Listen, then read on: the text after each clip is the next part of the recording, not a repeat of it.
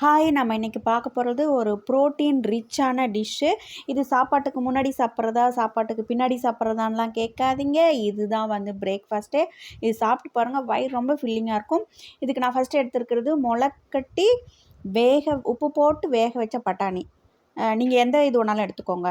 எந்த பட்டாணியோ, மூக்கடலையோ, பச்சை பயிறு எது வேணாலும் எடுத்துக்கோங்க. உப்பு போட்டு வேக வச்சு எடுத்துக்கோங்க. நெக்ஸ்ட்டு யோகர்ட் சேர்த்துருக்கேன். Flavoured yoghurt, blueberry flavoured yoghurt எடுத்திருக்கேன். உங்களுக்கு யோகர்ட் கிடைக்கல, வேண்டாம் அப்படின்னா நம்ம வீட்டில் இருக்கிறதே தயிர் போட்டுக்கலாம். நான் எப்பவுமே தயிர் தான் போடுவேன். சரி, யோகர்ட் வாங்கி ட்ரை பண்ணாமேன்னு ட்ரை பண்ணியிருக்கேன்.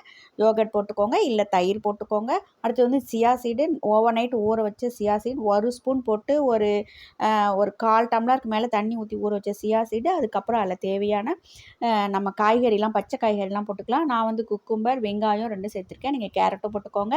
அதுக்கப்புறம் உலர்ந்த திராட்சை, அப்புறம் நட்ஸ் எல்லாம் நிறைய நட்ஸ் எல்லாம் துருவி போட்டிருக்கேன். பாதாம், முந்திரி, அந்த மாதிரி நட்ஸ் எல்லாம்.